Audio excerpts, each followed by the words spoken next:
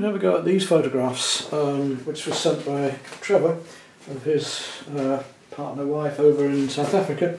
It was interesting. He's really coming on with his watercolour, and I hope some of it's been due to my advice and watching some of what I do, but he's got some very interesting ideas, and I've been looking at a lot of other artists' work as well, getting techniques and so on. Showed me the one that he did of this particular photograph, and I'll have another look at it myself and go at it myself, because it's very challenging. It's challenging even to draw, as you can see. And having done the drawing, I put some masking fluid on ready to go, because there are a lot of lovely light areas, and I have to decide now whether I'm going to work from detail to less detail, or whether I'm going to work from wet into wet and towards the detail. I think in this particular case I'm going to work towards the detail, leaving lost and found edges. For instance, here there's a sharp edge which is going to be formed by the masking fluid, but there are other sharp edges as well. What I want to do first of all is just work on these soft light areas of the window. We'll start with those at the very beginning. There's a very slight tint in those, not much, just a little bit of colour, a little bit of green just showing. I'm just going to tint in a little hint of colour there, mainly light in those, and through this window here, where it's a little bit stronger. It gets lighter towards the edges, and a little bit of warmth just coming through into that. I should be able to do almost the entire painting with a mop brush, but I do have a sword and a rigger ready as well, and a small round brush. You'll know what those are, I'm sure. A sword, rigger and round brush there, look, in case I need them for doing fine line work or detailed work. But most of my work I should be able to do with this brush. I've got a lovely, rich towel there hanging up. It's a bit redder than that. I'm having to judge colours here as I go along. Not quite sure what colours are going to be required, so I'm going to just put this cadmium red into that at first. Fairly dark against that. It's going to spread a little bit, but I want a lovely effect of light in this. That's what I'm going for today. Quite strong in colour in places. I'm going to let that come up quite strongly there, bleed up into there to get the effect of the dark against the light. Let that dry back just a bit before putting slightly darker colour into there, some purple into there. Just dry my brush off and suck off some of this paint that's dropping down here. So I'm going to let that dry a bit, the effect of light, the dark against the light. And again, I can always do the same here. I can lift that paint off there if I want a sharper edge. Right, let that dry away. Let's come down to working towards our next lighter colours. Come towards that yellow ochre and greeny yellows down here at the side of the... And it's immediately quite dark against the light on the inner edge. Put a line down there and a line down there, all the way down through here. Go slightly more orange there, it's a little bit more tint of colour into this bit here. So I'm working wet next to wet or wet into wet around here. And this colour comes down through, right through down next to her, and it comes around the hair here, leaving those light areas right around her arm. And in fact that orange colour is going to come right through her arm.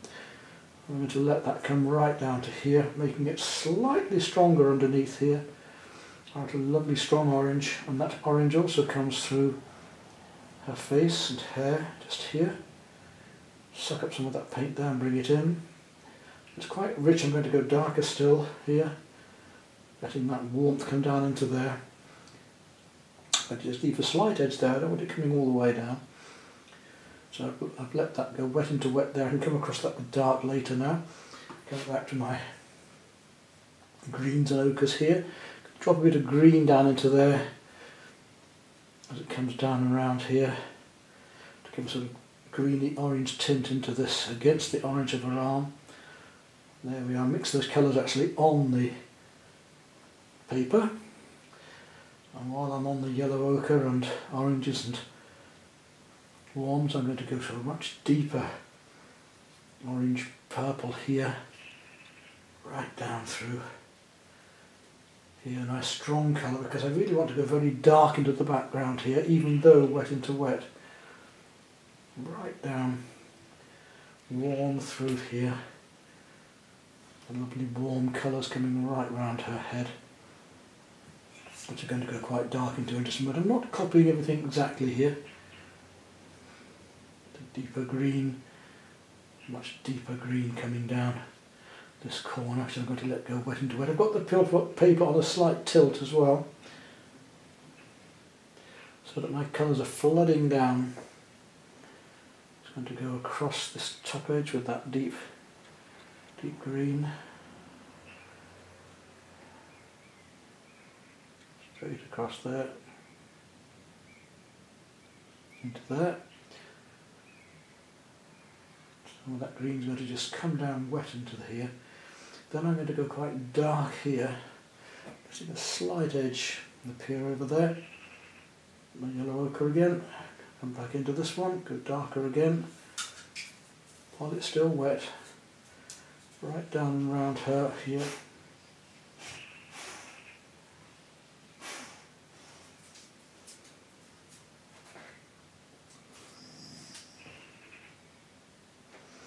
Now, that's almost, it's starting to dry out, so I want to go a bit deeper there. I'm going to take some purple, a little bit of blue, just drop my darks into there a bit more, just around that edge of that towel. And I want to go deeper with the red in it as well. Yes, that was more of a purple. Take that red there, and come deep into this with that lovely rich red and purple colour here to dark against that shadow.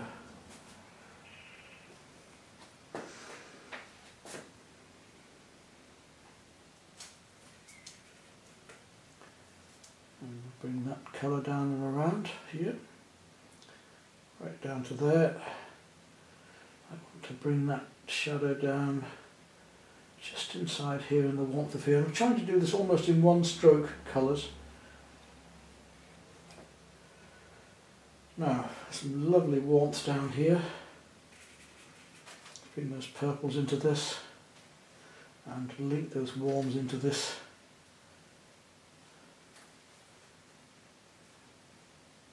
Again, the wet next to the wet, as it comes down right through here,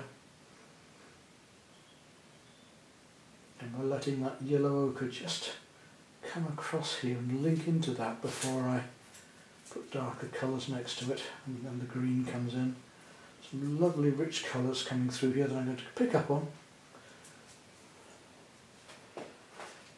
And all of a sudden, there's that green colour there. We're going to suddenly go much darker in just a moment. I'm letting those colours flow one into another.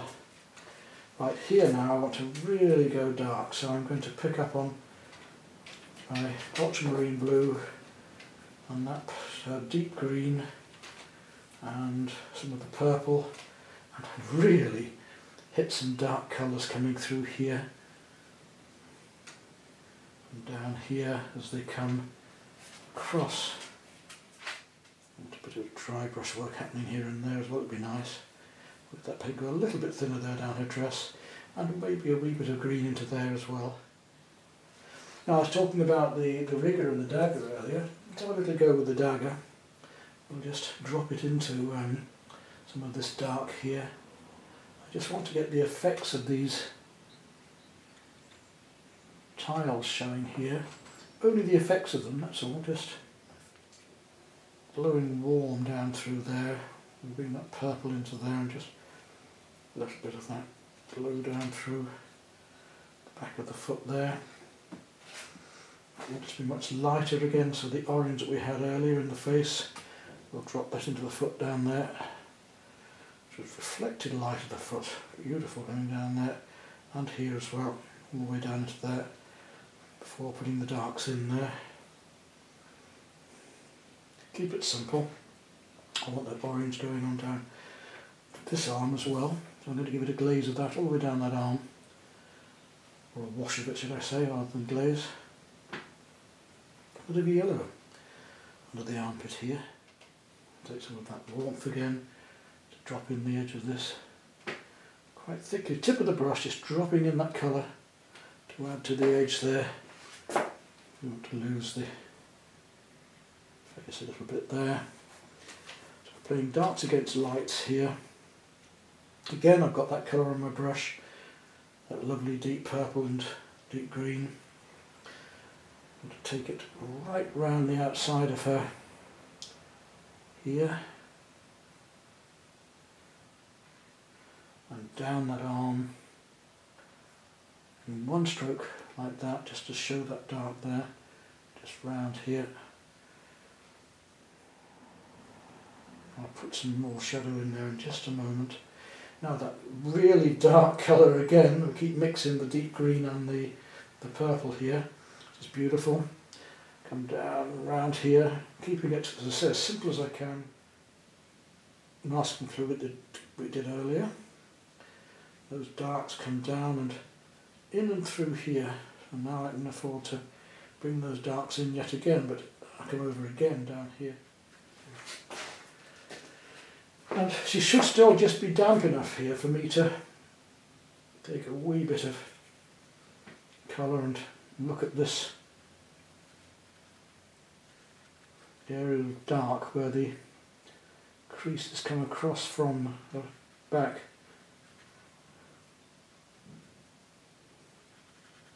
Into her arm here. Got a light area there. But I want the yellow, ochre and orange effect coming down here. Maybe a little more yellow just into that. And a wee bit of the orange as it comes down and through. And the taps there.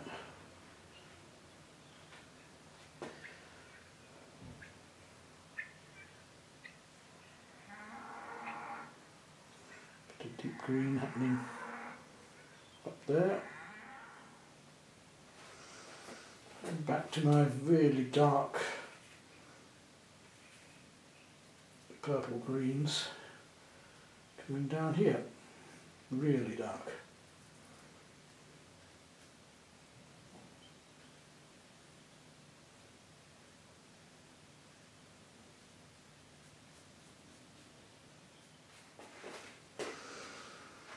And I think, just in a few brush strokes we've hopefully almost captured what we're after there. Now down that outer edge we also have some very, very dark areas.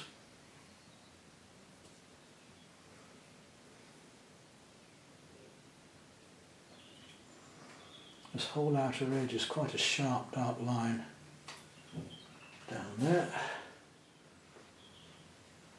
If I go darker on these edges as well in places, it'll make the light coming through there seem a little bit lighter still.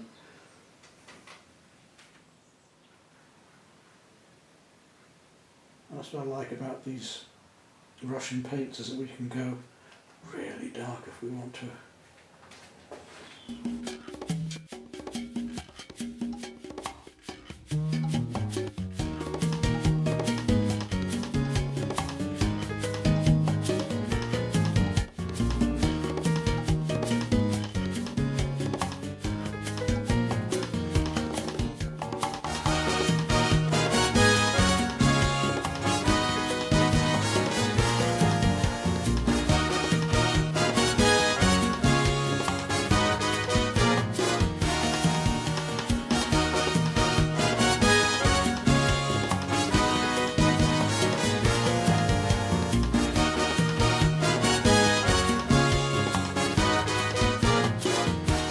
I've shown you just how loosely something like this can be painted. As long as you've got a reasonable drawing to start with, you can pick up on these things, and it's just a matter of enhancing a few details afterwards and just bringing out a few points here and there.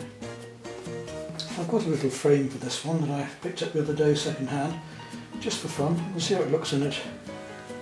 If it looks ridiculous, we'll take it off, but if it's not, well, we can use it. little lights against darks here and there for little details just to bring it out. Right, let's see how that one looks then later, shall we?